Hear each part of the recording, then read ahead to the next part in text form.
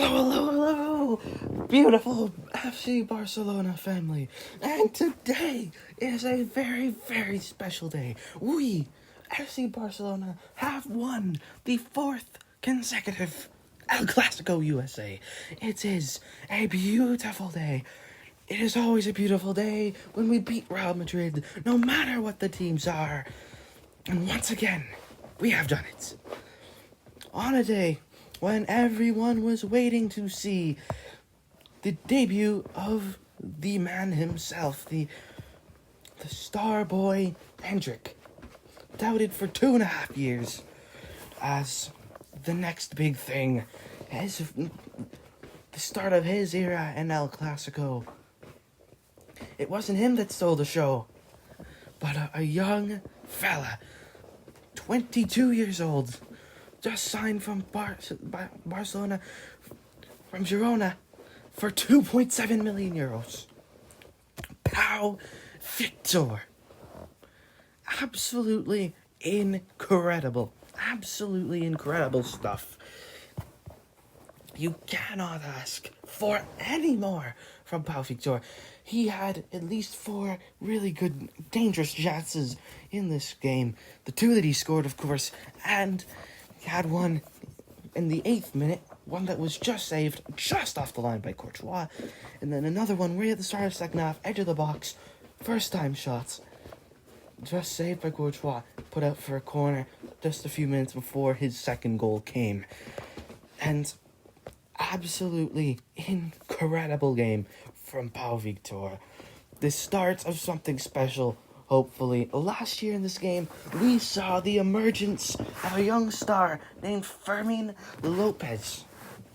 And now, in this one, we may have seen the emergence of Pau Victor. Let me take you through some of the highlights I've seen in this game, some of the observations I took away from watching that. So that other than Pau Victor, who obviously had an incredible night, and should be automatically starting against AC Milan on Tuesday, I believe. I also really, really loved the game of Alex Valle tonight. Alex Valle, I should be saying.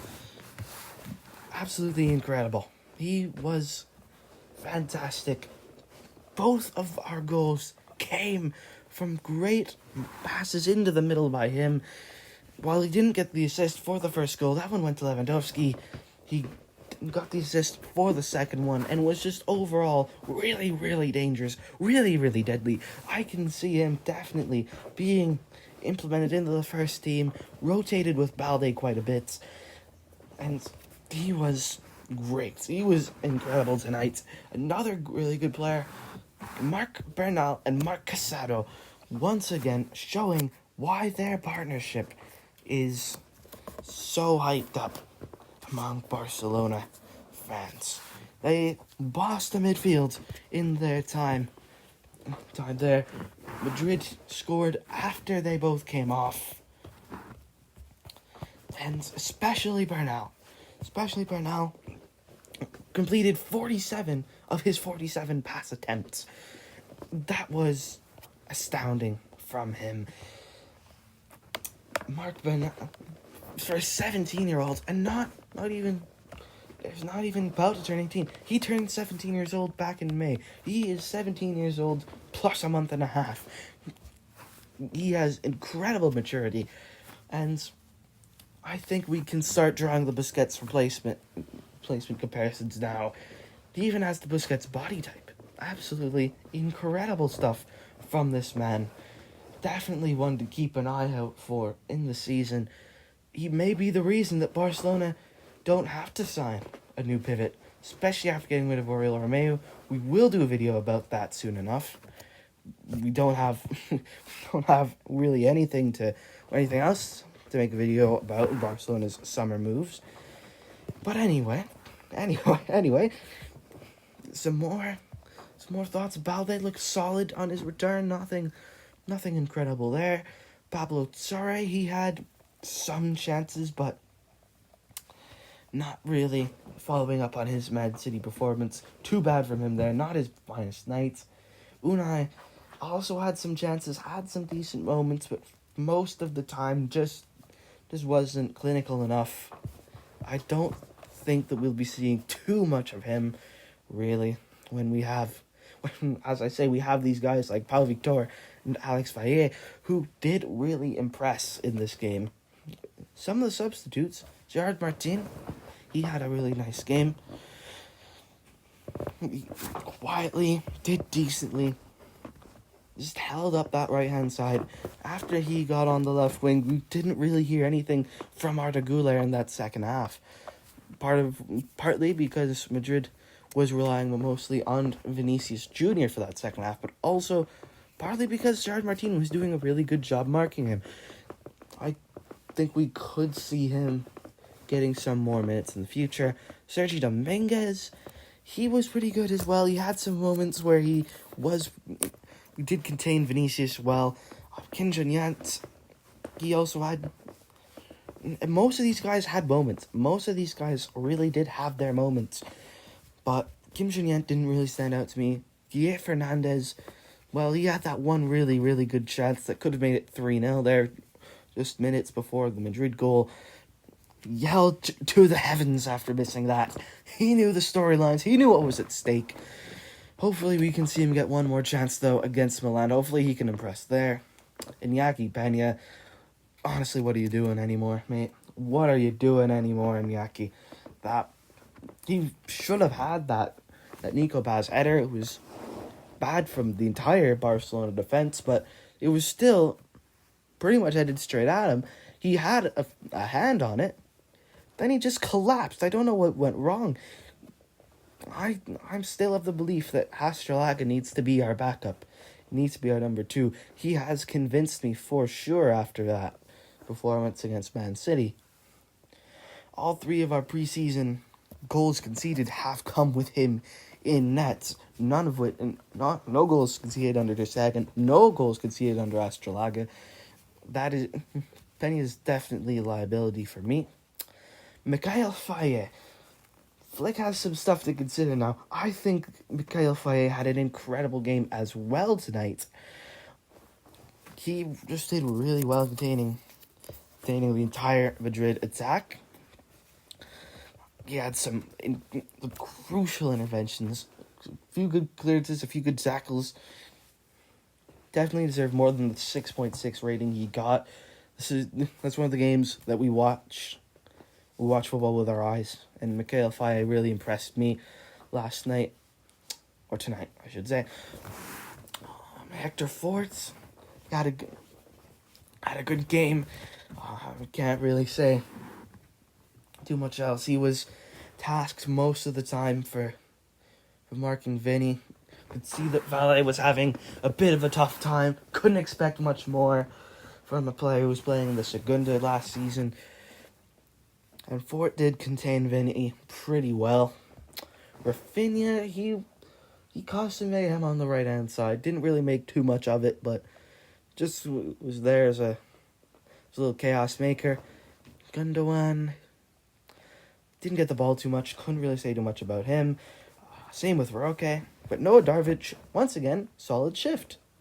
Decent performance from Darvic.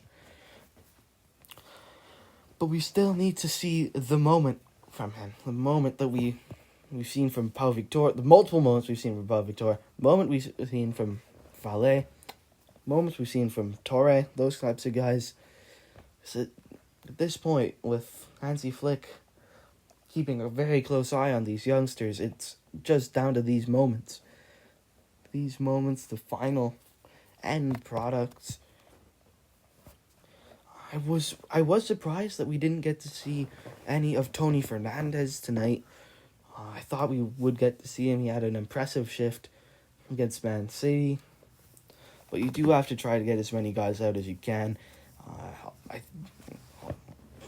Every single unused substitute tonight did get burned against Man City, except Diego Cochen, the 4th choice goalkeeper for us.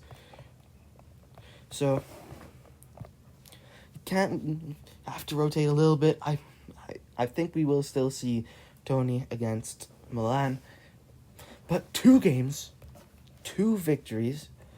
We did have some shaky moments at the end.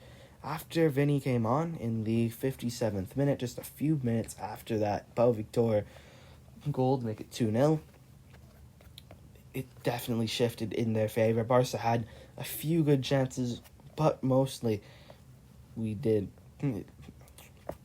shift a lot in the favour of Madrid at the end, and they did get their goal back, made it interesting at the end. And it was really, really poor defending. I don't get how Paz was just left open like that. I don't know who Barcelona thought they were trying to mark there. Definitely a thing to work on in the trading ground for Hansi Flick. And also definitely a few signs of Xavi ball still in there. You saw Lewandowski playing very deep, which I'm sure Flick doesn't want that. I'm sure Flick wants Leva to stay higher. Against Man City, we saw Barcelona sitting back, being sloppy a lot after scoring. Didn't see that today, though. We saw them keeping attacking, keeping going forward, then getting that second goal after Pau Victor's early goal. That's what Hansi Flick said that he wanted. He said that the goal for Barca after scoring was to get a second. After making it 1-0, he wants to make it 2-0. That's what we love to see, and that is what we saw tonight. I was worried about that after the City game, but a lot of this Barcelona team is going to have to get used to life after Xavi ball, and we're just going to see that more and more with the players that Flick hasn't brought to the U.S. tour. Players coming back from injury. Flick is going to have to make his mark on the team. This isn't an issue that's just going to go away. Not for a little while at least. I think we could see him starting to make his mark later on, but mostly I could see Flick having to take a few games with most of the players to get the Xavi ball out of their system and get Flick and Hansi ball into their system. But yeah, can't really put together a much better night than that for me. Can't really have a better feeling on a random early August day when you're Barcelona. Of course, you could be signing a really good player, but there's no better feeling than winning El Clasico as a Barcelona fan. For now, guys, I am Alex, and I will see you next time.